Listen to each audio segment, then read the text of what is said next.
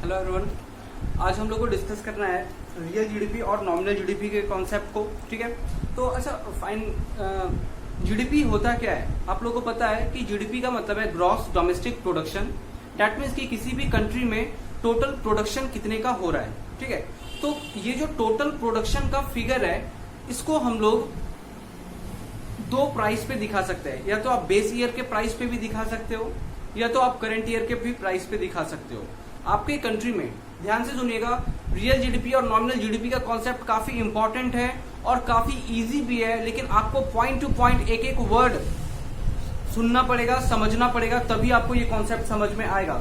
Example काफी easy लूंगा ताकि आप लोगों को क्लियर हो जाए मैं क्या समझाना चाहता हूँ। ठीक है, तो रियल जीडीपी और नॉमिनल जीडीपी की अगर बात करें तो जीडीपी का मतलब होता है टोटल प्रोडक्शन किसी भी कंट्री में कितना का हो रहा है इन एनी पार्टिकुलर ईयर। ठीक है, मान के चलिए कि ये जो टोटल प्रोडक्शन हुआ है उस टोटल प्रोडक्शन को आप किस तरीके से दिखाते हैं। ये जो टोटल प्रोडक्शन है उसको आप कैसे दिखाओगे? आप इसको क्वांटिटेटिव फिगर में दिखाओगे या फिर आप इसको मॉनेटरी अमाउंट में दिखाओगे?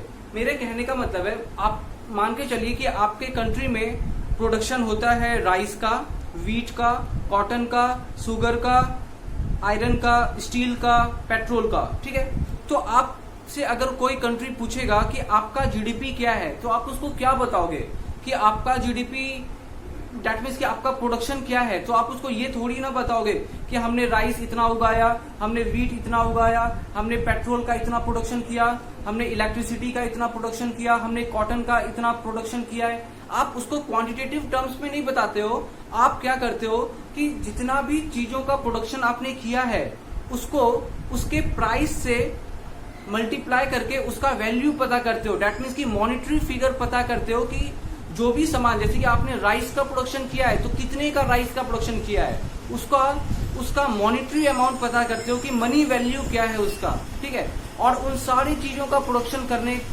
का मनी वैल्यू क्या है टोटल करके बताते हो कि देखो हमारे कंट्री का प्रोडक्शन 5 लाख रुपया है, हमने इस साल 5 लाख रुपए का प्रोडक्शन किया है। देखो ऐसा है ना कि हम लोगों को एक कंट्री को दूसरे कंट्री के जीडीपी से कंपेयर करना होता है। जैसे कि इंडिया का जीडीपी और चाइना का जीडीपी, तो इंडिया का जीडीपी कितना है? तो इंडिया का जीडीपी 2 ट्रिलियन, चाइना का जीडीपी कितना है? 5 ट्रिलियन मान के चलते हैं। तो हम लोग जो कंपेयर कर रहे हैं कि कौन सा देश ज्यादा अच्छा है, वो किसके बेसिस पे कंपेयर कर रहे हैं? वो हम लोग कंपेयर कर रहे हैं मॉनेटरी अमाउंट कि किसके देश में कितने का प्रोडक्शन हुआ है। हमारा प्रोडक्शन हुआ है 2 ट्रिलियन रुपए का, उसका प्रोडक्शन हुआ है 5 ट्रिलियन रुपए का। या फिर हम लोग जनरली क्या करते हैं ना, यूएस डॉलर के टर्म्स में देखते हैं। हमने 2 ट्रिलियन यूएस डॉलर का प्रोडक्शन किया, उसने 5 ट्रिलियन यूएस डॉलर का प्रोडक्शन किया। दैट मीन्स कि उसका प्रोडक्शन ज्यादा है तो वो ज्यादा स्ट्रांग इकोनॉमी है। मैं बार बार इस बात पे एम्फेसाइज कर रहा हूं कि जो इकोनॉमी है, जो टोटल प्रोडक्शन है, उसको हम लोग मॉनेटरी फिगर में दिखाते हैं, ना कि प्रोडक्ट क्या क्या बनाया हमने उसको बताते हैं। ऐसा इसलिए क्योंकि हर देश अलग अलग चीज बना रहा है। ठीक है, मान के चलो कि मुझे इंडिया का और सऊदी अरेबिया का इकोनॉमी को कंपेयर करना है। ध्यान से सुनिएगा बात को, हमें इंडिया का इकोनॉमी और सऊदी अरेबिया के इकोनॉमी को कंपेयर करना है। तो हम लोग क्या बोलेंगे कि इंडिया में क्या प्रोडक्शन हुआ? राइस का, वीट का, शुगर का, कॉटन का, ऑयल का, इलेक्ट्रिसिटी का प्रोडक्शन हुआ, स्टील का, आयरन का। हम लोगों ने इतना सारा चीज का प्रोडक्शन किया। लेकिन अगर सऊदी अरब के इकोनॉमी को देखा जाए तो वो लोग का इकोनॉमी 90 to 95% डिपेंडेंट होता है क्रूड ऑयल पे, जो पेट्रोल वो लोग जमीन के अंदर से निकालते हैं, उसी पे उनका इकोनॉमी डिपेंडेंट है। तो वो क्या बोलेगा कि उसने क्या प्रोडक्शन किया? क्रूड ऑयल का प्रोडक्शन किया। हमने क्या प्रोडक्शन किया? Rice, wheat, fruits, vegetables, iron, steel, यही सब चीज का। तो अभी सऊदी अरब प्रोडक्शन क्या कर रहा है? ऑयल, क्रूड ऑयल का। हम क्या कर रहे हैं? राइस, वीट का। तो क्या दोनों इकोनॉमी को कंपेयर करना पॉसिबल होगा? कैसे पॉसिबल होगा? वो कुछ और बना रहा है, वो कुछ और चीज का प्रोडक्शन कर रहा है, हम कुछ और चीज का प्रोडक्शन कर रहे हैं। कैसे कंपेयर करेंगे? मान के चलो हम राइस का प्रोडक्शन करते और दूसरा देश भी राइस का प्रोडक्शन करता, तो अगर वो 500 केजी राइस बना रहा है और मेरा देश 800 केजी राइस बना रहा है, तो हम बोलते हैं कि हाँ हमारा देश ज्यादा राइस बना रहा है, ज्यादा प्रोडक्शन कर रहा है, तो कंपैरिजन पॉसिबल होता। लेकिन इस दुनिया में लगभग 200 कंट्रीज है और हर कंट्रीज का अपना एक अलग ही लेवल ऑफ प्रोडक्शन है, डिफरेंट डिफरेंट चीजों का प्रोडक्शन कर रहा है, ठीक है। तो वहां पे डिफरेंट डिफरेंट कंट्रीज को कंपेयर करने के लिए कॉमन पैरामीटर में कन्वर्ट करना पड़ेगा। इसलिए हम लोग क्या करते हैं, जो भी चीज का प्रोडक्शन करते हैं उसको मनी के टर्म्स में दिखाते हैं कि हमारे कंट्री में टोटल प्रोडक्शन कितने का हुआ, तो इतना ट्रिलियन का हुआ है, राइट। दैट मीन्स कि मनी के टर्म्स पे दिखाते हैं। अभी जब आप अपना जीडीपी को मनी में दिखाते हो ना, मनी के टर्म्स में दिखाते हो, देखो एवरीवन प्लीज, आप लोगों को अभी तक में बस एक ही बात मैंने समझाया है और वो ये कि हमें अपने जीडीपी को क्वांटिटी के टर्म्स में नहीं दिखाना होता है, हमें अपने जीडीपी को दिखाना होता है प्राइस के टर्म्स में या फिर वैल्यू, मनी वैल्यू के टर्म्स पे। ऐसा क्यों? ताकि दो कंट्रीज के बीच में जीडीपी को कंपेयर किया जा सके, पहला रीजन।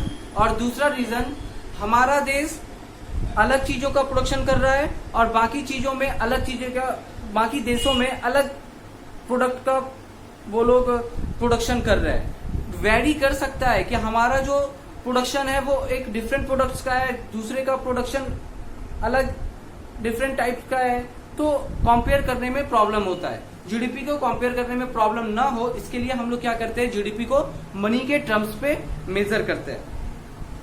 अच्छा, अभी जो रियल जीडीपी और नॉमिनल जीडीपी है, हम लोग इसको डिफरेंस बिटवीन करके पढ़ते हैं, ठीक है, ताकि इन दोनों का कंपैरिजन पॉसिबल हो सके।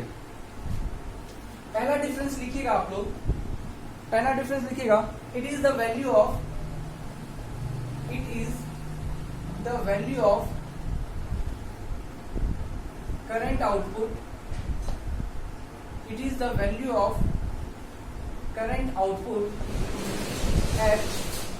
at base year price, at base year price, ठीक है।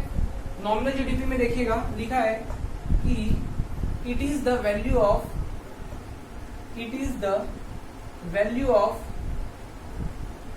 current output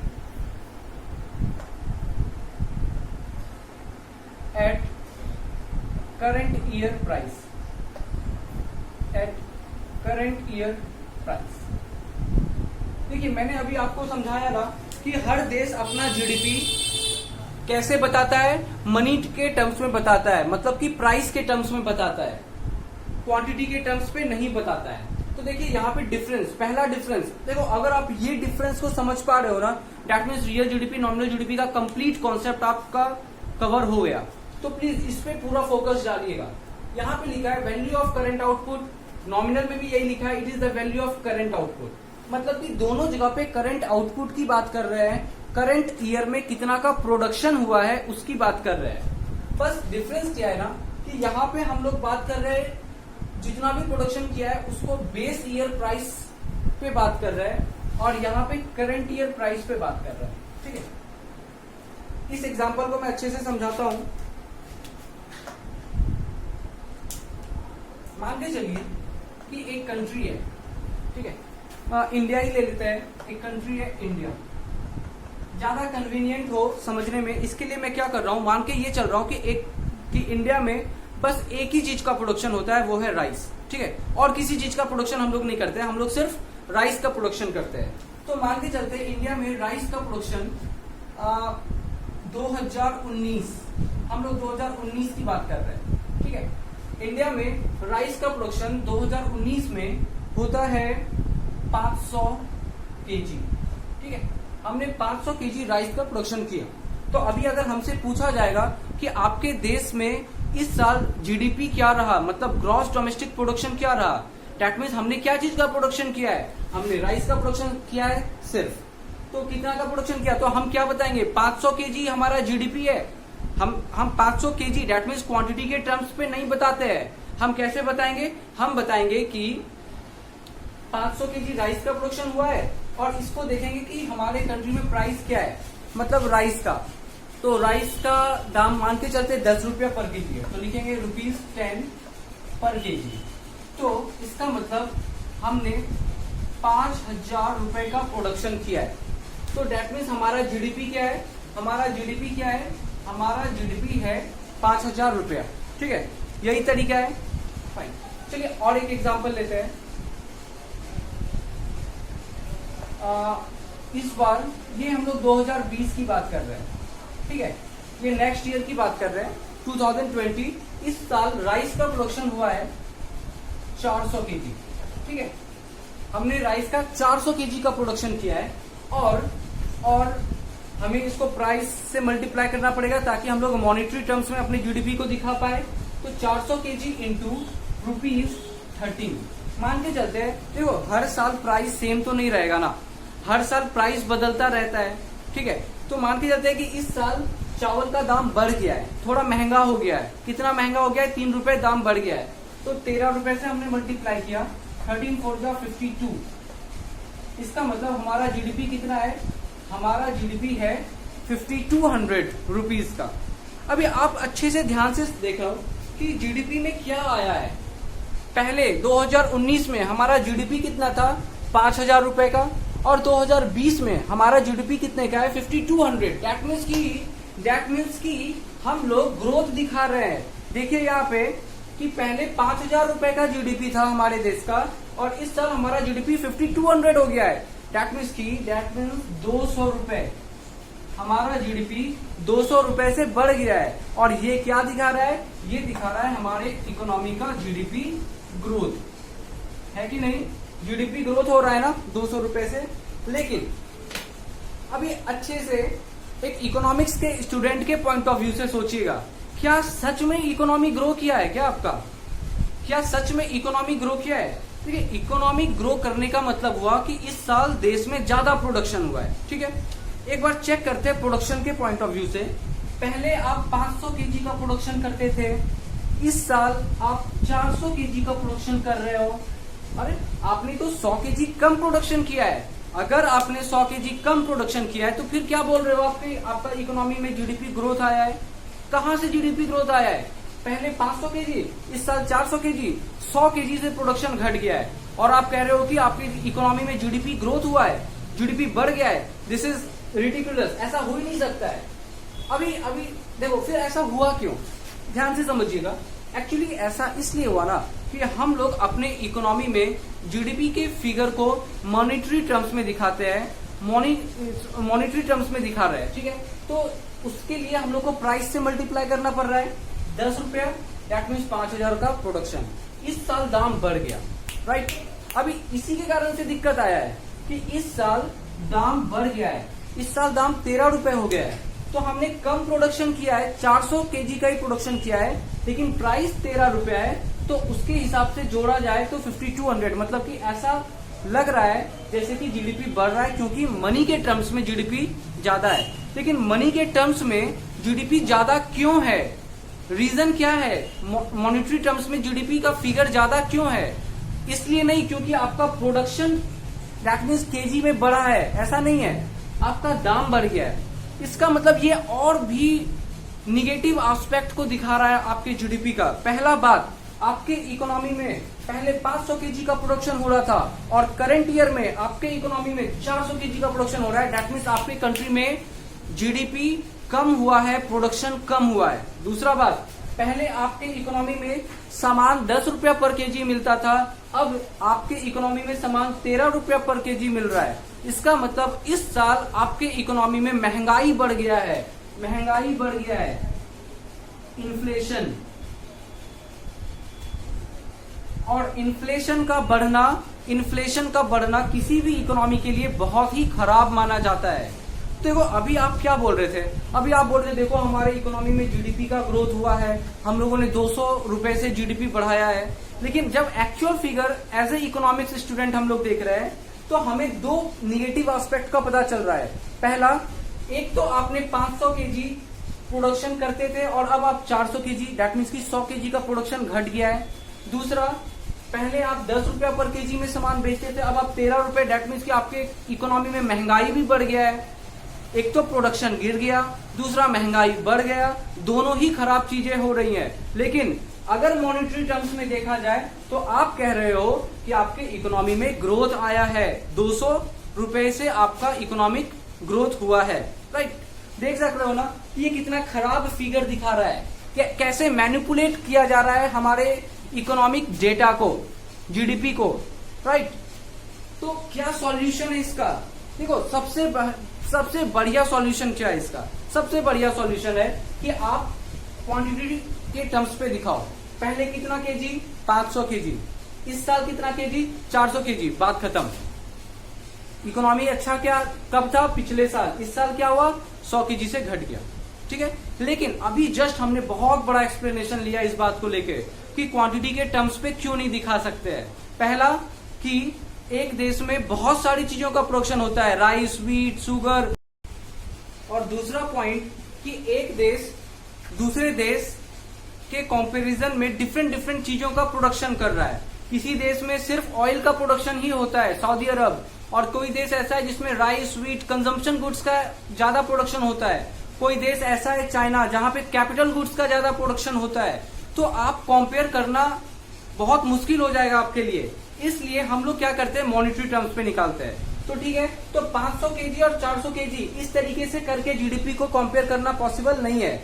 अगर जीडीपी को कंपेयर करना है तो प्राइस के टर्म्स पे लाना ही पड़ेगा, राइट। तो देखो ये क्वांटिटी टर्म्स पे तो हम लोग नहीं कर सकते। दूसरा तरीका क्या है? और एक तरीका है, एक काम करते हैं कि आपका प्रोडक्शन आपको जो कंपेयर करना है वो पिछले साल से कंपेयर करना है ना। तो यहाँ पे डिफरेंस क्यों आ रहा है? डिफरेंस आ रहा है प्राइस के कारण से। क्यों? क्योंकि करंट ईयर में प्राइस बढ़ गया है, महंगाई आ चुका है, और उसके कारण से आपको जीडीपी का फिगर ज्यादा मिल रहा है। क्यों? क्योंकि प्राइस बढ़ गया है, महंगाई बढ़ गया है। तो एक काम करते हैं कि करंट ईयर में हम लोग करंट ईयर का प्राइस नहीं लेते हैं, क्योंकि करंट ईयर का प्राइस लेंगे तो हमें एक फेक डाटा पता चलेगा, हमें लगेगा कि हमारा जीडीपी बढ़ रहा है। इसी के कारण से ऐसा हो रहा है ना। तो हम लोग क्या करते हैं, करंट ईयर में बेस ईयर लेके चलते हैं। दैट मीन्स कि पिछले साल क्या प्राइस था? पिछले साल 10 रुपए था, तो इस साल भी हम लोग 10 रुपए लेके चलते हैं। अब जरा देखते हैं तो क्या आया फिगर, 400 इंटू 10, दैट मीन्स 4000। इसका मतलब हमारा जीडीपी क्या है? 4000 रुपए। पिछले साल हमारा जीडीपी क्या था? 5000 रुपए। इसका मतलब आपका जीडीपी क्या हुआ है? घट गया है। कितना से? 1000 रुपए से। देखिए अब सही डेटा पता चल रहा है ना। अब हमारे जीडीपी का क्या फिगर पता चल रहा है कि हमारा जीडीपी में क्या हुआ है? निगेटिव ग्रोथ हुआ है। पहले 5000 रुपए का प्रोडक्शन करते थे, इस बार 4000 रुपए का प्रोडक्शन कर रहे हैं सिर्फ। ऐसा कब पॉसिबल हुआ? जब हमने बेस ईयर प्राइस लिया। जब हमने बेस ईयर प्राइस लिया। देखो अगर आप करंट ईयर का प्राइस लोगे ना तो शायद आपको जीडीपी डेटा कुछ अजीब सा मिले, मतलब कि आपको रियल इंफॉर्मेशन पता न चल पाएगा। ऐसा हो सकता है। जैसे अभी हमने देखा था ना, 13 रुपए लेने से हमें क्या लग रहा था, हमारा जीडीपी बढ़ रहा है। क्या सच में जीडीपी बढ़ रहा है? 500 केजी से 400 केजी हो गया है? बिल्कुल नहीं, घट रहा है हमारा जीडीपी। लेकिन क्यों? क्योंकि प्राइस ज्यादा था, महंगाई आ गया है इकोनॉमी में। तो महंगाई वाली चीजों को हटाने के लिए बेस ईयर लेना पड़ता है। और आपने देखिए अब लिखा क्या है, real GDP it is the value of current output at base year price. मतलब कि करंट आउटपुट का जो production, current output that means जो प्रोडक्शन है उसको बेस ईयर प्राइस पे चेक कीजिए। बेस ईयर प्राइस मतलब कि पिछले साल का जो यहाँ पे बेस ईयर क्या है, 10 रुपीज पर केजी। पिछले साल का प्राइस को हमने बेस ईयर माना है। Nominal GDP value of current output at current year price. Current year price क्या है? 13 रुपए। जो 13 रुपए लेके चल रहे हैं तो क्या आ रहा था? जीडीपी में ग्रोथ दिख रहा था। और जब बेस ईयर प्राइस लेके चल रहे हैं तो क्या पता चल रहा है? एक्चुअल डेटा पता चल रहा है, actual information that is negative growth के बारे में पता चल रहा है। अब आप मुझे बताओ कि कौन सा जीडीपी अच्छा है। अगर आपको जीडीपी के बारे में पूछा जाए कि आपके इकोनॉमी में क्या हो रहा है, एक्चुअल डेटा बताइए, तो आप कौन सा जीडीपी पे भरोसा करोगे? रियल जीडीपी पे या फिर नॉमिनल जीडीपी पे? ऑब्वियसली आप लोग रियल जीडीपी को ज्यादा इंपॉर्टेंस दोगे क्योंकि वो रियल डेटा बताता है, राइट। तो यही मेन कॉन्सेप्ट है जो आपको सीखना है, ठीक है। और रियल जीडीपी, नॉमिनल जीडीपी में इससे ज्यादा कुछ नहीं है। चलिए आगे बढ़ते हैं।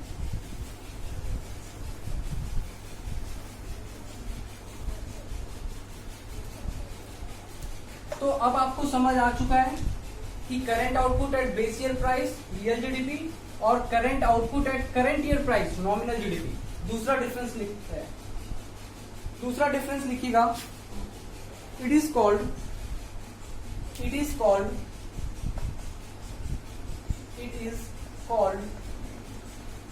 GDP at constant price. It is called GDP at constant price. अच्छा, अभी कांस्टेंट प्राइस का मतलब क्या है?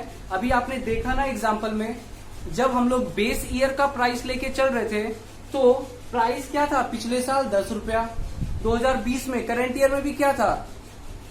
10 रुपया। इसका मतलब प्राइस में चेंज आया क्या? नहीं आया। इसलिए हम लोग बोल रहे हैं it is called GDP at constant price, क्योंकि दोनों साल में हमने प्राइस को कांस्टेंट रखा। लेकिन नॉमिनल जीडीपी में क्या हो रहा था? पिछले साल 10 रुपया था करंट ईयर प्राइस और इस साल 13 रुपए हो गया था, तो प्राइस वेरी कर रहा था। तो यहां पे लिखिएगा it is called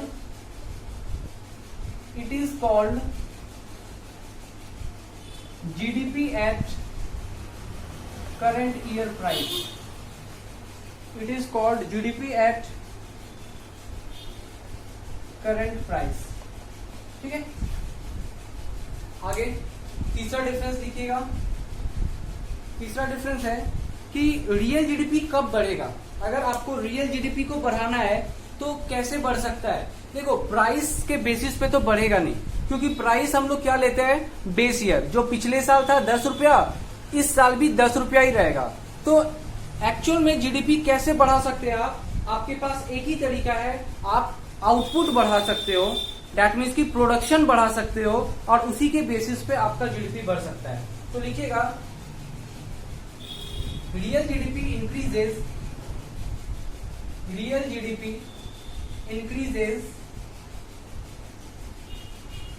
only when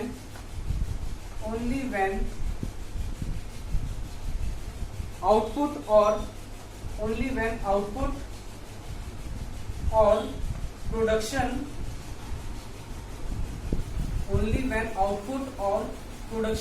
increases। मतलब एक ही बात है, आउटपुट या फिर प्रोडक्शन जो आपके कंट्री में हो रहा है वो बढ़ा दिया जाए तभी रियल जीडीपी बढ़ सकता है। लेकिन नॉमिनल जीडीपी में आपने क्या देखा ना कि अगर प्राइस बढ़ जाता है, क्योंकि नॉमिनल जीडीपी करंट ईयर के प्राइस पे निकाला जाता है, तो अगर आपका करंट ईयर का प्राइस लेवल बढ़ गया है, 10 रुपए से 13 रुपए हो गया है, तो भी आपको नॉमिनल जीडीपी बढ़ता हुआ दिखेगा। दैट मीन्स की इंक्रीज हो जाएगा। तो नॉमिनल जीडीपी कब बढ़ सकता है? Nominal GDP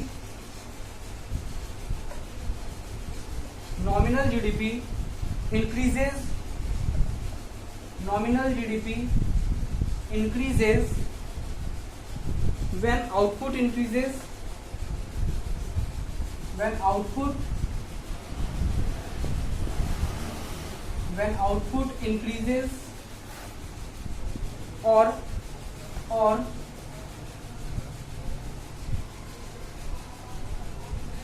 current year price increases। इसका मतलब नॉमिनल जीडीपी के बढ़ने के पीछे दोनों कारण हो सकते हैं। आउटपुट इंक्रीज हो रहा होगा, उसके कारण से भी बढ़ सकता है, या फिर करंट ईयर का प्राइस बढ़ रहा होगा, उसके कारण से भी बढ़ सकता है। लास्ट डिफरेंस लिखिएगा। अच्छा, आप किस पे ज्यादा भरोसा करोगे, रियल जीडीपी या नॉमिनल जीडीपी पे? ऑब्वियसली रियल जीडीपी पे। लिखिएगा रिलायबल का मतलब होता है भरोसेमंद, जिसपे आप विश्वास कर सको। Reliable index of economic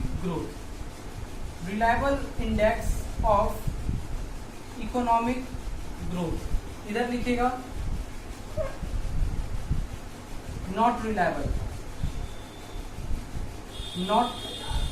reliable index of economic growth.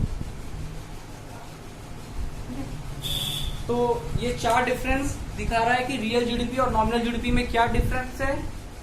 Please अगर किसी को वो एग्जाम्पल अच्छे से समझ में नहीं आ रहा है तो उस एग्जाम्पल को आप अपने नोट में डाल के अच्छे से समझिए पहले, क्योंकि वही एग्जाम्पल आपका रियल जीडीपी और नॉमिनल जीडीपी का बेस है, जिससे आपको ये कॉन्सेप्ट क्लियर हो सकता है।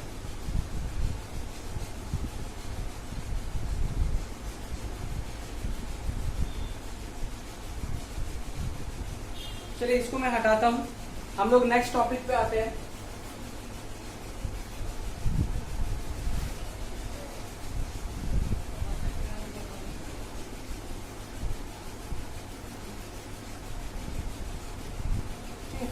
नेक्स्ट टॉपिक लिखिएगा GDP deflator. Next is GDP deflator. GDP deflator, ठीक है। एग्जाम में ये क्वेश्चन 1 नंबर में आता है, जीडीपी डिफ्लेटर फाइंड करने। तो जीडीपी डिफ्लेटर का फॉर्मूला लिखिएगा, nominal GDP by real GDP into 100, ठीक है। बस आपको बस ये फॉर्मूला याद रखना है। कभी भी एग्जाम में अगर 1 नंबर में ये क्वेश्चन आएगा कि जीडीपी डिफ्लेटर, तो आपको लिखना है, और आपको नॉमिनल जीडीपी का डेटा दिया रहेगा, रियल जीडीपी भी दिया रहेगा। आपको simply nominal by real into 100 करके आंसर निकाल के लिखना है, ठीक है। चलिए आगे बढ़ते हैं।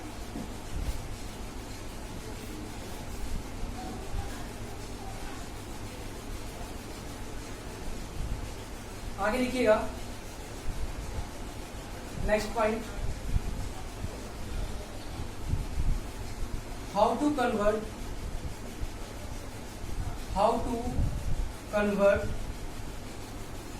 Nominal GDP into real GDP. How to convert nominal GDP into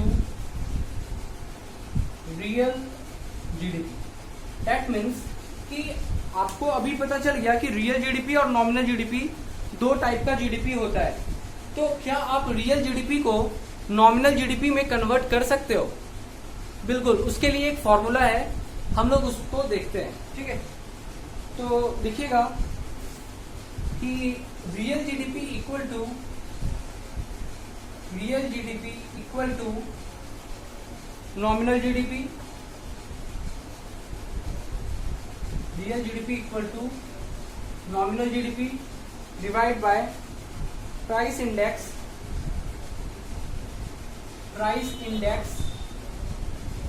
of current year, price index of current year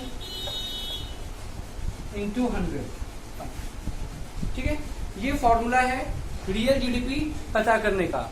real GDP equal to nominal GDP by price index of current year into 100। अच्छा, यहाँ पे एक change कीजिएगा, real GDP equal to nominal GDP by price index of current year into base year price, into base year price, ठीक है। ऐसा क्यों? और ये चीज लिख के नीचे एक नोट डालिएगा। नोट क्या डालना है कि base year price index, base year price index,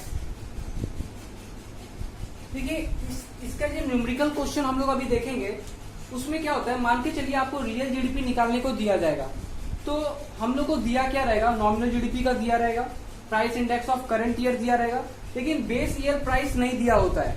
तो आप नीचे नोट डालिएगा, base year price index is always taken as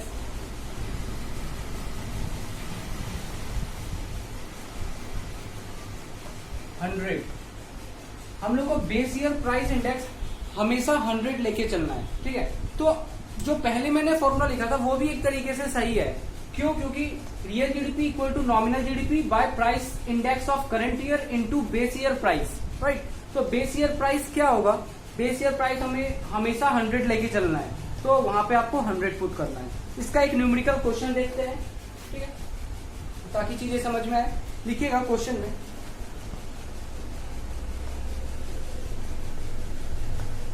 question is कि GDP at current year price, GDP at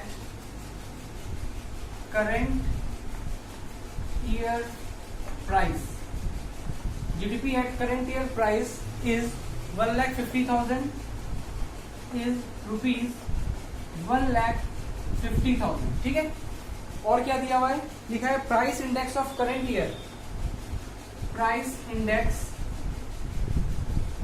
index of current year is 150, ठीक है।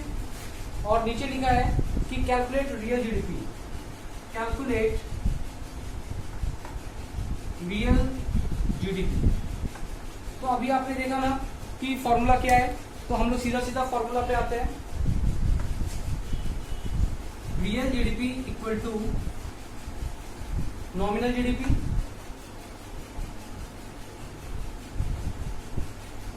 Divide by price index of current year into base year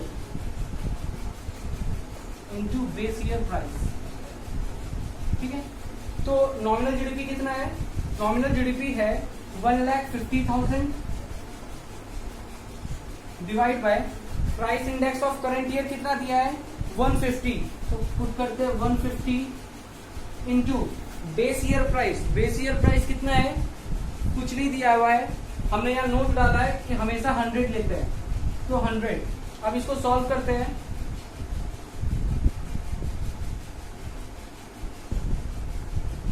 it will be 1 lakh, ठीक है। तो अगर nominal GDP कितना था 1,50,000, that means real GDP कितना है, real GDP is 1 lakh. Clear है। चलिए, आपके बुक में और भी क्वेश्चंस होंगे, आप प्लीज उन क्वेश्चंस पे जाइएगा, जीडीपी डिफ्लेटर और रियल जीडीपी या फिर नॉमिनल जीडीपी निकालने के लिए जो क्वेश्चंस है। आगे हम लोग नेक्स्ट टॉपिक पे आ रहे हैं।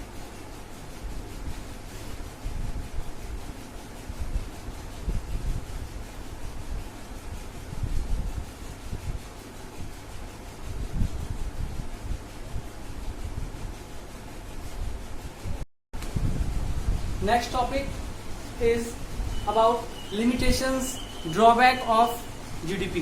देखिए, GDP एक काफी इंपॉर्टेंट इंडिकेटर है आपके ग्रोथ का, मतलब कि आपके इकोनॉमी में ग्रोथ हो रहा है या नहीं हो रहा है, आपका देश, आपका कंट्री कैसा परफॉर्म कर रहा है in comparison to other countries, ये जानने का एकमात्र सबसे बेहतर तरीका है जीडीपी। कि आप जीडीपी कंपेयर कीजिए कि आपके देश का जीडीपी कितना है, दूसरे देश का जीडीपी कितना है, आपको अपने आप पता चल जाएगा कि आपका कंट्री कैसा परफॉर्म कर रहा है इकोनॉमी वाइज, ठीक है। और आपका खुद के देश का कैसा डेवलपमेंट हो रहा है, पिछले साल आपका जीडीपी क्या था, इस साल आपका जीडीपी क्या है, कितना का ग्रोथ हुआ या फिर कम हो गया, ये हर चीज को, मतलब आपको अगर अपने देश का एफिशिएंसी चेक करना है in comparison to other countries या फिर पास्ट ईयर्स के बेसिस पे अपने खुद के डेटा को कंपेयर करना है, तो भी आपके लिए जीडीपी काफी इंपॉर्टेंट है, ठीक है। तो दैट मीन्स कि जीडीपी एक काफी इंपॉर्टेंट रोल प्ले करता है आपके देश के लिए। लेकिन हमारे इस जीडीपी जो इंडिकेटर है ना, इसमें बहुत सारी खामियां हैं, बहुत सारे प्रॉब्लम्स है, कुछ ड्रॉबैक्स है। अब हम लोगों ने पूरे चैप्टर स्टार्ट करने के बाद से सिर्फ तारीफें की थी कि जीडीपी या फिर नेशनल इनकम कैसे इंपॉर्टेंट है, ठीक है।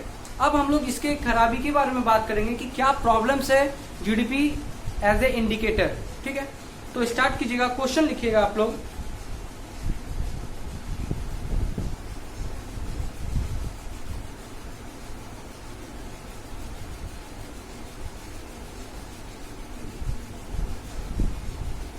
GDP is a poor measure of economic welfare. GDP is a poor measure of economic welfare।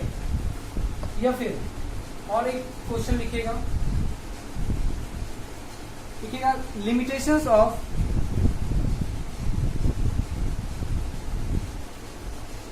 limitations of using GDP, limitations of using GDP as an index of welfare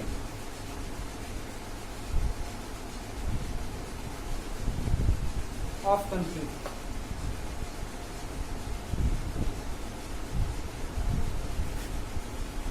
Limitations of using GDP as an index of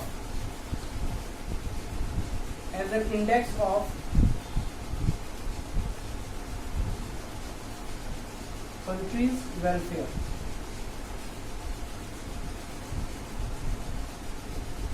तो कह रहा है कि आपके country में GDP का कुछ limitations भी है, हम लोग अब उस पर फोकस करना चाह रहे हैं।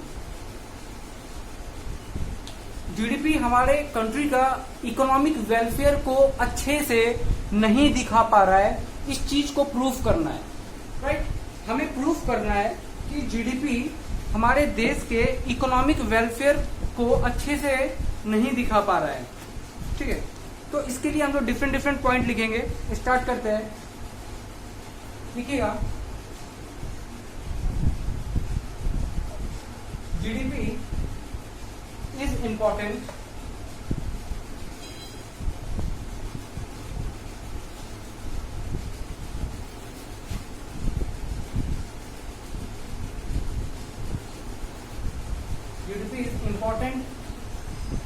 Indicator of growth.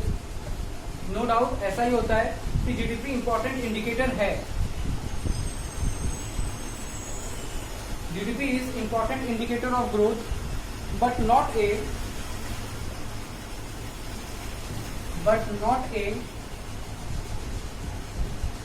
perfect measure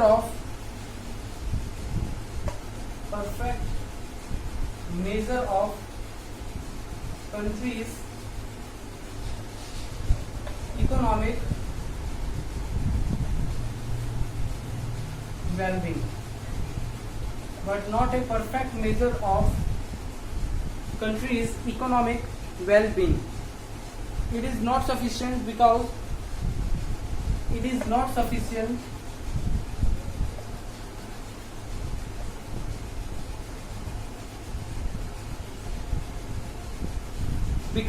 it does not take into consideration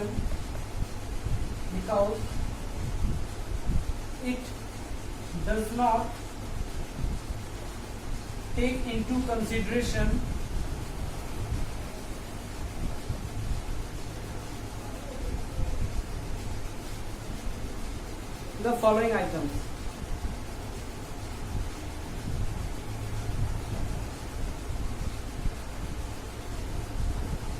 It does not take into consideration the following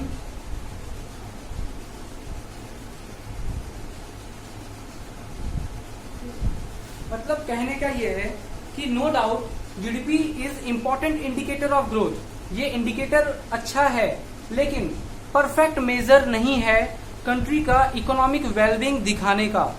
ये क्यों नहीं सफिशिएंट है?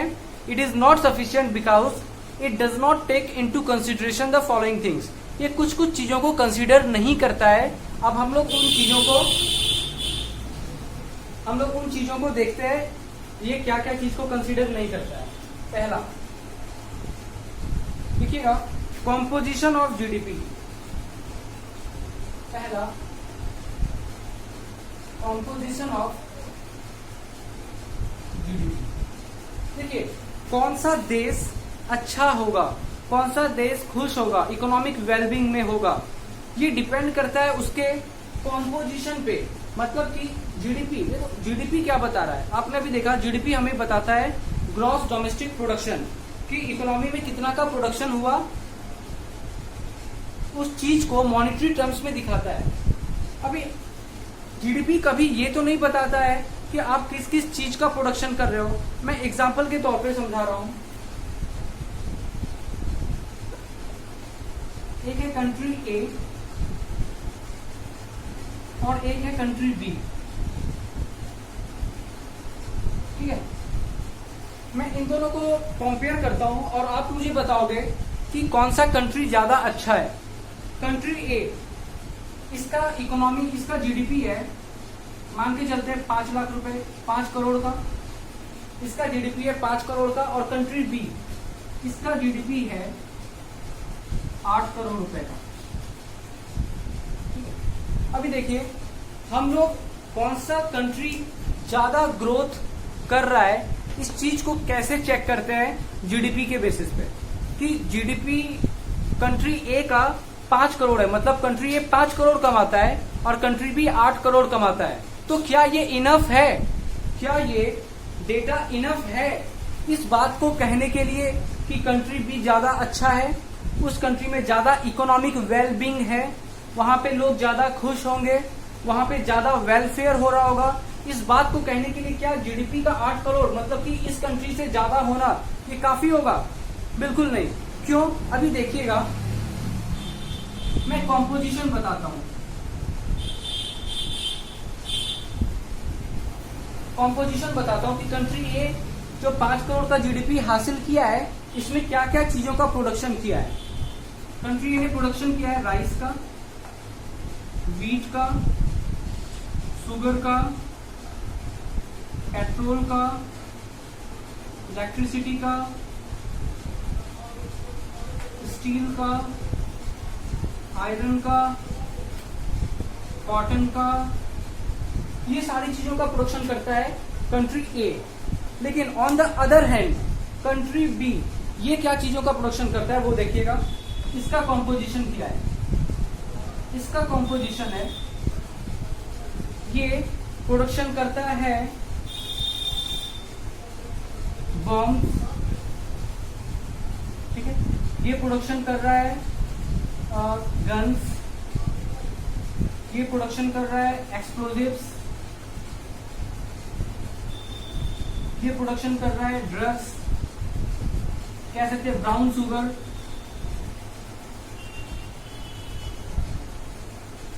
ठीक है, निकोटीन, ठीक है, और बाकी चीजों का भी प्रोडक्शन कर रहा है, जैसे कि चलो मान के चलते हैं राइस का, पेट्रोल का, ये चीज का। तो अभी बात को समझिएगा कि हो क्या रहा है। देखो कंट्री ए ने प्रोडक्शन किया है rice, wheat, sugar, petrol, electricity, steel, iron, cotton, सारी चीजें सोसाइटी के लिए काफी यूजफुल है।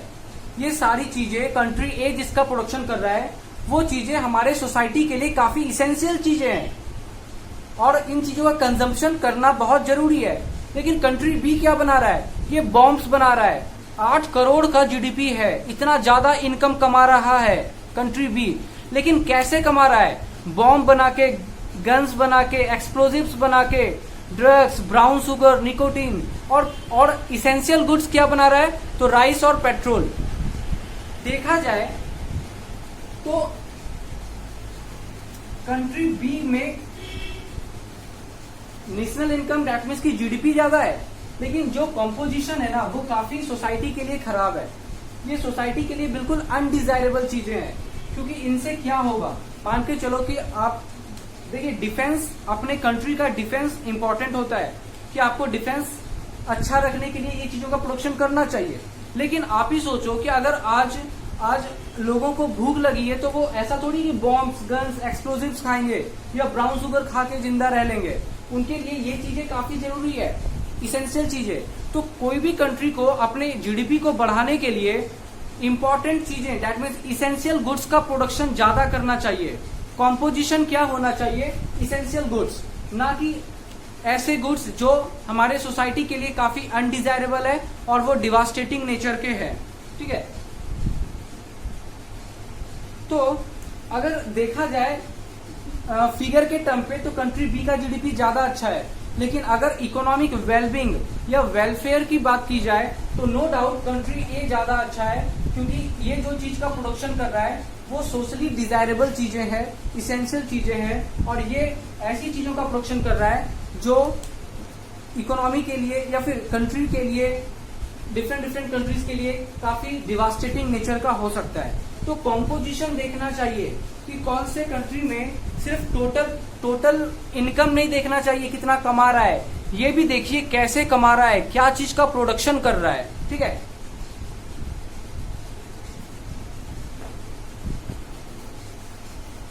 होपफुली आपको ये वाला एग्जांपल अच्छे से समझ में आया होगा, तो इसका एक्सप्लेनेशन लिखिएगा।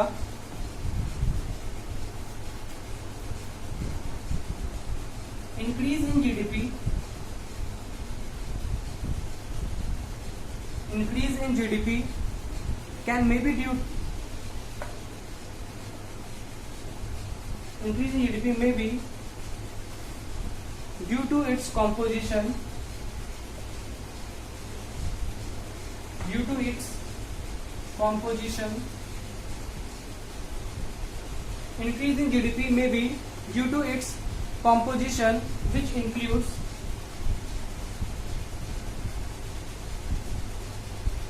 जैसे कि अभी increase in GDP country B का जीडीपी 8 करोड़ था, maybe due to its composition, ऐसा हो सकता है कि उसका कॉम्पोजिशन में क्या मिला होगा, which includes less of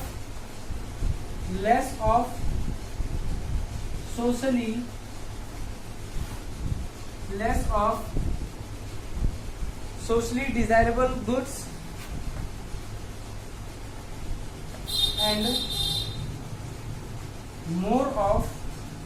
and more of defense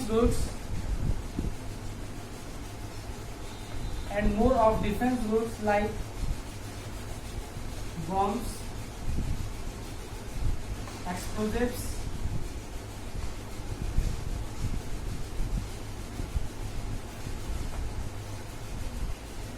or other sin goods। ये सिन गुड्स क्या होता है पता है ना आप लोगों को? ये जो नशे की चीजें होती है उसको हम लोग सिन गुड्स कहते हैं, जैसे ड्रग्स, ब्राउन शुगर, ये सब। तो इंक्रीज इन जीडीपी में भी ड्यू टू, ऐसा नहीं है कि सिर्फ जीडीपी को देखना है, क्योंकि जीडीपी में इंक्रीज इस कारण से भी हो सकता है क्योंकि उसका कॉम्पोजिशन में सोशली डिजायरेबल गुड्स कम है और डिफेंस गुड्स या फिर सिन गुड्स ज्यादा है,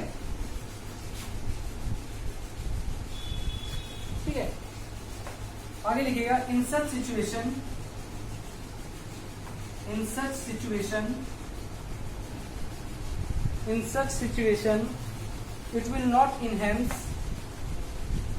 it will not enhance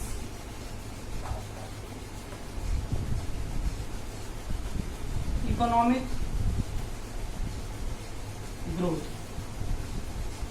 In such situation it will not enhance economic growth, ठीक है।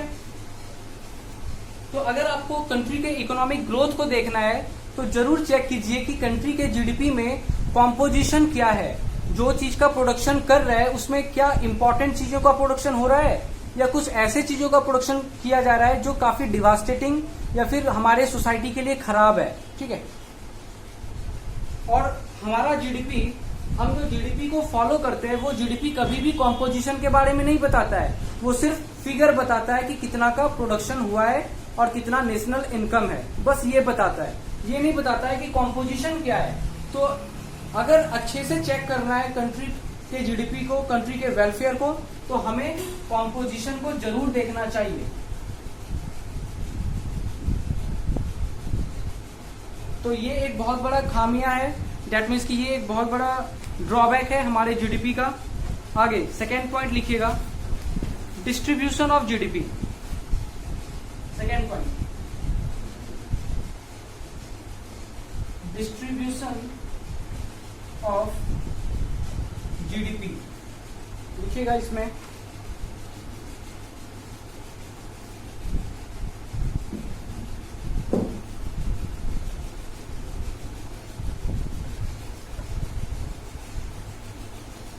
With every increase in level of GDP,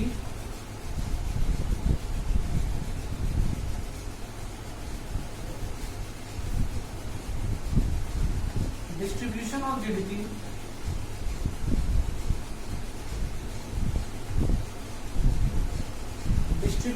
GDP is getting more unequal.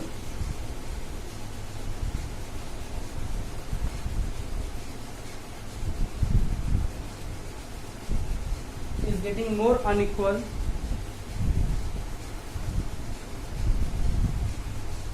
rich are getting richer,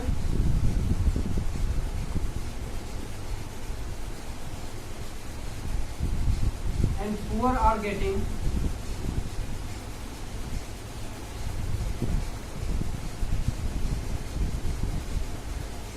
more poorer.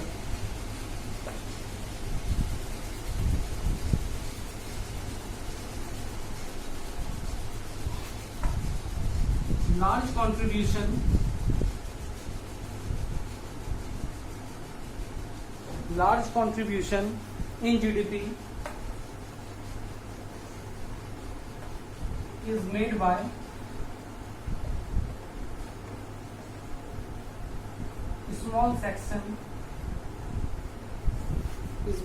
small section of population.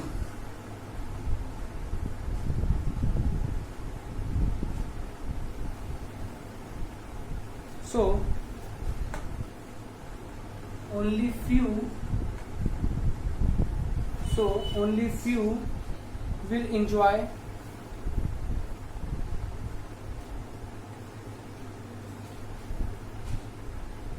good standard of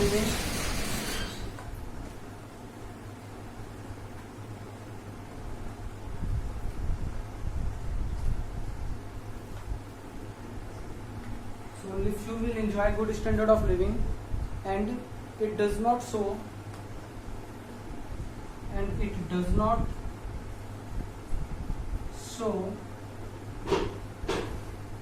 social welfare.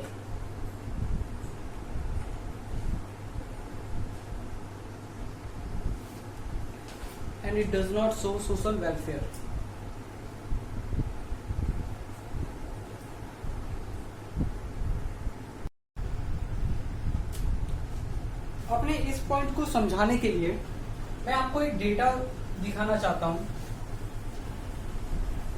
ये data क्या है ना कि हमारे country में national income तो बहुत है, राइट। हमारा कंट्री 2 ट्रिलियन इकोनॉमी बन चुका है, लेकिन जितना भी इनकम जनरेट हो रहा है हमारे कंट्री में, क्या वो सबको बराबर से बट रहा है? क्या सबको उसका फायदा मिल रहा है? बिल्कुल नहीं। एक डेटा आपको पता चलेगा, इनकम इनइक्वालिटी इन इंडिया। जब आप सर्च करोगे गूगल पे तो वहां पे लिखा है कि हमारे कंट्री के 10%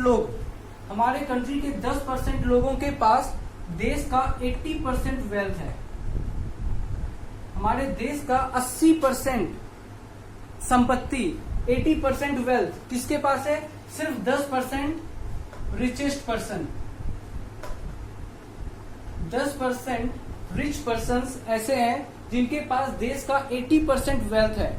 इसका मतलब कि 90% पीपल, जो हमारे देश के 90% लोग बच गए, उनके पास सिर्फ देश का 20% वेल्थ है। उसके पास सिर्फ देश का 20% वेल्थ है। ये क्या दिखा रहा है? ये दिखा रहा है कितना गैप है हमारे कंट्री में, कितना गैप है। मान के चलिए कि अंबानी, राइट, मुकेश अंबानी के पास लगभग 4 लाख करोड़ का प्रॉपर्टी है। 4 लाख करोड़ इतना प्रॉपर्टी उसने रखा हुआ है। मतलब कि देश में जितना भी नेशनल इनकम जनरेट होता है उसका मैक्सिमम पोर्शन मुकेश अंबानी लेके जाता है। ठीक है, कहने का मतलब है कि देश में जो भी इनकम जनरेट हो रहा है, देश में इकोनॉमिक वेलफेयर कब आएगा? तब आएगा जब जो भी इनकम जनरेट हो रहा है वो देश में बराबर से बटेगा। मतलब कि गरीब अमीर सबको उसका फायदा मिलेगा। लेकिन यहाँ पे हमारे कंट्री में क्या हो रहा है कि जो भी इनकम जनरेट हो रहा है उसका मैक्सिमम पोर्शन 80% वेल्थ सिर्फ 10% लोगों के हाथ में चला जाता है। और शॉकिंग की बात यह है कि ये डेटा बढ़ता ही जा रहा है। ये जो प्रोपोर्शन है ना, ये और बढ़ता जा रहा है। मतलब ये 10% रिच पर्सन धीरे धीरे इस 80% वेल्थ में आप अपना स्टेक और बढ़ाते जा रहे हैं। तो कहने का मतलब है कि जो सिचुएशन है वो दिन पे दिन और खराब होता जा रहा है। ये जो इनइक्वालिटी है रिच और पुअर के बीच में, वो और बढ़ता जा रहा है। इसका मतलब कि इससे हमारे कंट्री में वेलफेयर नहीं आ सकता है। बिल्कुल आपका कंट्री में अगर जीडीपी ग्रोथ देखा जाए, जीडीपी को देखा जाएगा ना, तो बिल्कुल आपकी कंट्री का जीडीपी बढ़ता जा रहा है, बढ़ता जा रहा है, बढ़ता जा रहा है। लेकिन क्या फायदा जीडीपी के बढ़ने का जब बहुत मैक्सिमम लोगों को उसका फायदा मिल नहीं पा रहा है।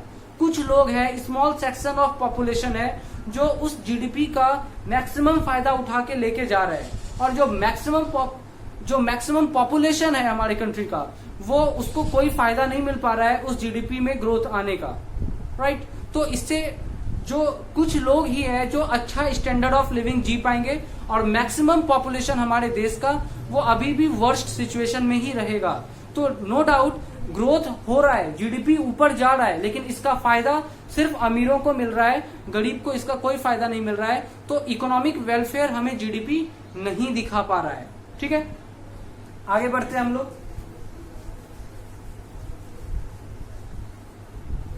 आते हैं हम लोग थर्ड पॉइंट पे।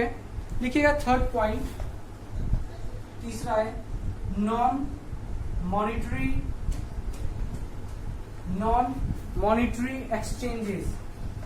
नॉन मॉनिटरी एक्सचेंजेस, ठीक है। इसमें लिखिएगा in rural economy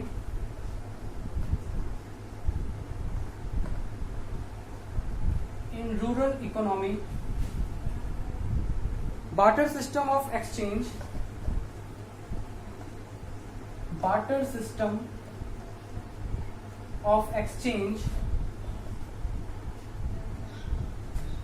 still exist। मतलब कि गांव में आज भी बार्टर सिस्टम एग्जिस्ट कर रहा है, where payment are not made in cash. जहां पे पेमेंट कैश में नहीं किया जाता है बल्कि काइंड में किया जाता है। मतलब कि आप मुझे कोई सामान दो और वो भी उसको कोई सामान देगा। तो ट्रांजैक्शन क्या हो रहा है, गुड्स टू गुड्स, ठीक है। गुड्स के बदले गुड्स दिया जा रहा है, वहां पे कैश इन्वॉल्व नहीं है। where payment are not made in cash, these transactions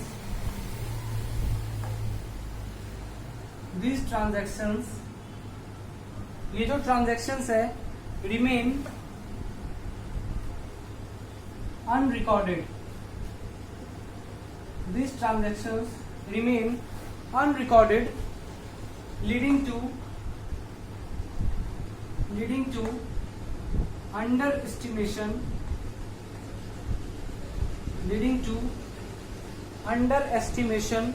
of GDP, ठीक है। तो देखिए ये पॉइंट क्या बोल रहा है कि आपको जीडीपी पे भरोसा क्यों नहीं करना चाहिए। जीडीपी के डेटा पे आपको भरोसा इसलिए नहीं करना चाहिए क्योंकि आपके कंट्री में बहुत सारे ट्रांजैक्शंस को रिकॉर्ड किया ही नहीं जा रहा है। देखिए हम लोग कौन से ट्रांजैक्शंस को रिकॉर्ड करते हैं, हम उन ट्रांजैक्शंस को रिकॉर्ड करते हैं जो कैश में कन्वर्ट किया जा सकता है, जो कैश में हो रहा है, उन्हीं ट्रांजैक्शंस को रिकॉर्ड किया जाता है जीडीपी में।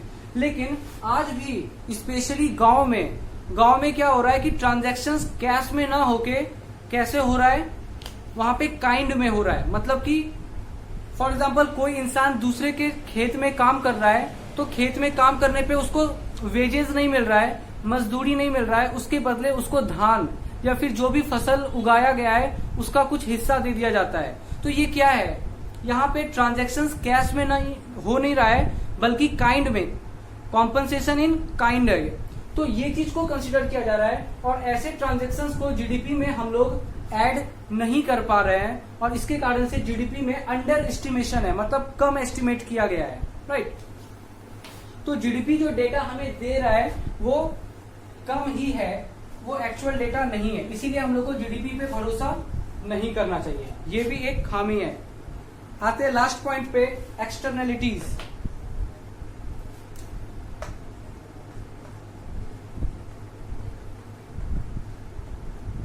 फोर्थ पॉइंट इज एक्सटर्नलिटीज, ठीक है।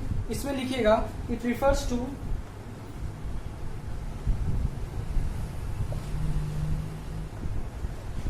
good and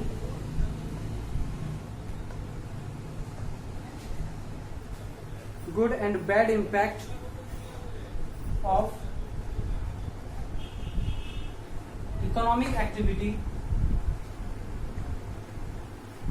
good and bad impact of economic activity without paying the price or penalty,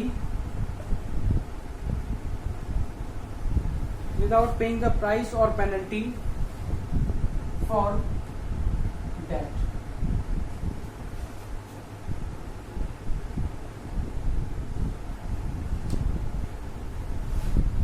With rise in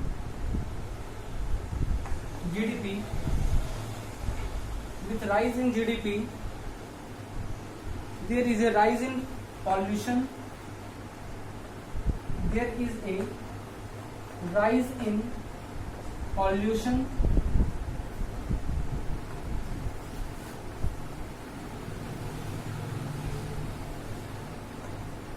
pollution level, ecological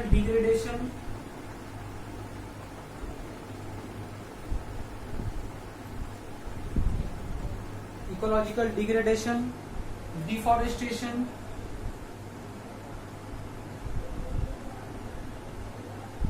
etc.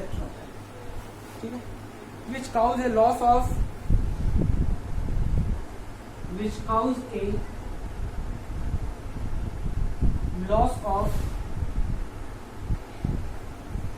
social welfare,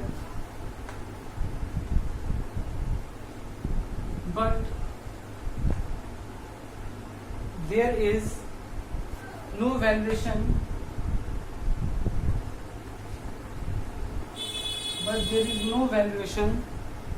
of it in estimation of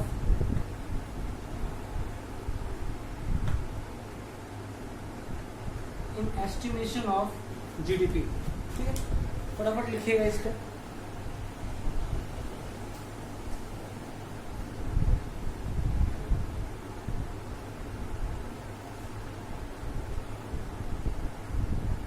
देखिए, कहने का मतलब है कि हम लोग दिन पे दिन जीडीपी का ग्रोथ तो हो रहा है हमारे कंट्री में, हमारा जीडीपी बढ़ता जा रहा है, लेकिन एट द सेम टाइम क्या हो रहा है कि हमारा कंट्री में पॉल्यूशन लेवल बढ़ रहा है, डिफॉरेस्टेशन बढ़ता जा रहा है, इकोलॉजिकल डिग्रेडेशन बढ़ता जा रहा है। तो सोसाइटी में जो इन्वायरमेंट को लॉस हो रहा है उसका रिकॉर्डिंग कहीं नहीं हो रहा है। दैट मीन्स कि अगर आपका ग्रोथ हो रहा है तो ग्रोथ होने के साथ साथ आपका सोसाइटी को लॉस भी तो हो रहा है, इन्वायरमेंट को लॉस भी तो हो रहा है। इतना पॉल्यूशन हो रहा है, इतना डिफॉरेस्टेशन हो रहा है, तो इससे क्या हो रहा है कि इकोलॉजिकल बैलेंस धीरे धीरे डिस्टर्ब होता जा रहा है। जिस तरीके से पॉल्यूशन बढ़ रहा है तो इसके कारण से लोगों को डिफरेंट रेस्पिरेटरी डिजीज हो रहा है। ठीक है, तो देखो, आप जो इकोनॉमिक ग्रोथ हासिल कर रहे हो उसके कारण से इन्वायरमेंट में बहुत सारा लॉस हो रहा है, लोगों को डिजीज हो रहे हैं इन पॉल्यूशन के कारण से। Water pollution, air pollution, soil pollution, ये काफी डैमेज कर रहा है हमारे सोसाइटी को। तो इन चीजों का लेखा जोखा कहाँ है? क्या आप इन चीजों की अकाउंटिंग कर रहे हैं? क्या आप इन चीजों को रिकॉर्ड कर रहे हो, या फिर आप सिर्फ और सिर्फ अपना इकोनॉमिक जीडीपी को बढ़ाने के लिए, बस वो फिगर को बढ़ाने के लिए सोच रहे हो? आप अपनी सोसाइटी के बारे में, इन्वायरमेंट के बारे में, इसके प्योरिटी के बारे में कि हमारा जो वातावरण है वो कितना शुद्ध है, क्या आप इसके बारे में सोच रहे हो? देखो, अगर बात किया जाए इकोनॉमिक ग्रोथ की, तो चाइना ने तो बहुत ज्यादा जीडीपी में ग्रोथ ले आया है। चाइना का जीडीपी ग्रोथ काफी ज्यादा है। क्या फायदा उस इतना ज्यादा जीडीपी ग्रोथ का? आपको पता है चाइना में आज भी लोग, जैसे हम लोग वाटर प्यूरिफायर यूज करते हैं, तो चाइना में हर घर में लोग एयर प्यूरिफायर लगा के रखते हैं ताकि उनको साफ हवा मिल पाए। इतना ज्यादा उनका कंट्री पॉल्यूटेड हो चुका है। दैट मीन्स कि वाटर प्यूरिफायर चाहिए, एयर प्यूरिफायर चाहिए, हर चीज को प्यूरिफाई करना पड़ रहा है। तो इतना ज्यादा पॉल्यूशन उन लोगों ने क्रिएट किया है। और इंडिया में भी अगर आप देखोगे, कुछ मेट्रोपॉलिटन सिटीज में, जैसे कि दिल्ली में भी, मुंबई में, ये सब जगह पे क्या है, बहुत ज्यादा पॉल्यूशन है और इसके कारण से वहां पे हेल्थ प्रॉब्लम्स काफी ज्यादा होते हैं। कहने का मतलब है कि आप सिर्फ और सिर्फ अपने इकोनॉमिक ग्रोथ के बारे में सोच रहे हो, आप ये नहीं देख रहे हो कि इसके कारण से इन्वायरमेंट में क्या इफेक्ट पड़ रहा है, और बस आप अपना जीडीपी को बढ़ाने के लिए इन्वायरमेंट में जो निगेटिव चीजें हैं उसको बढ़ाते जा रहे हो, इन्वायरमेंट को काफी ज्यादा लॉस देते जा रहे हो, और इस तरीके से इकोनॉमिक वेलफेयर नहीं हो पाएगा, हमारी कंट्री का वेलफेयर नहीं हो पाएगा। बेशक आप अपना जीडीपी बढ़ा लो, लेकिन आपके इस जीडीपी ग्रोथ के कारण से देश के मैक्सिमम लोग बीमार पड़ जाएंगे, क्योंकि आप बहुत ज्यादा पॉल्यूशन क्रिएट कर रहे हो। तो अल्टीमेटली आपको लॉस ही हो रहा है, आपका जीडीपी का नंबर बढ़ रहा है लेकिन देश में बीमार लोगों की संख्या बढ़ रही है। तो एक तरीके से हो क्या रहा है, अल्टीमेट लॉस है, राइट। तो इस चीज को हम लोग इग्नोर करते हैं जब हम लोग इकोनॉमिक जीडीपी की बात करते हैं। तो एक्सटर्नलिटीज ये एग्जाम पॉइंट ऑफ व्यू के लिए काफी इंपॉर्टेंट है। और यहाँ पे जो हम लोगों ने बात किया है इस वाले पॉइंट पे, ये निगेटिव एक्सटर्नलिटीज है। आपसे एग्जाम में पूछा जाता है give example of negative externalities, तो दिस इज निगेटिव एक्सटर्नलिटीज, ठीक है। तो डेट मीन्स कि हमें सिर्फ अपना जीडीपी को नहीं देखना चाहिए, हमें अपने इकोनॉमिक ग्रोथ के साथ साथ हमें ये भी देखना चाहिए कि आपके देश में, आपके देश का इन्वायरमेंट, आपके देश का इकोलॉजिकल बैलेंस कितना मेंटेन्ड है, राइट।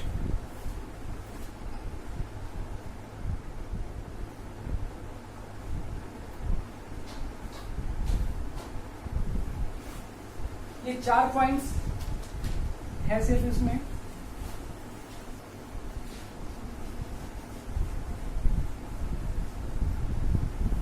एक कॉन्सेप्ट है, बस एक डेफिनेशन लिखना है आपको, वो लास्ट है ये, ग्रीन जीएनपी, ठीक है। ये इसी से मिलता जुलता कॉन्सेप्ट है, इसीलिए मैं इसको यहां पे कवर कर रहा हूं। ग्रीन जीएनपी, ठीक है। ग्रीन जीएनपी में लिखिएगा development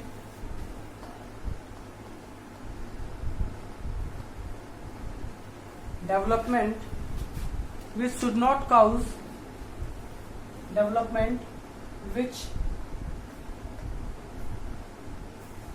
should not cause environmental degradation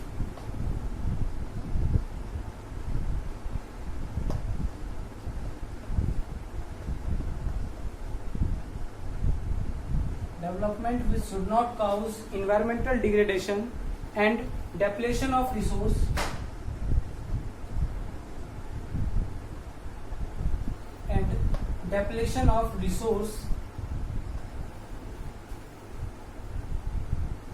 and at the same time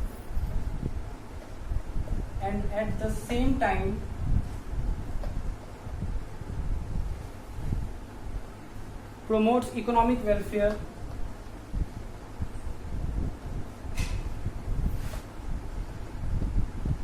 and at the same time promotes economic welfare for a long period of time.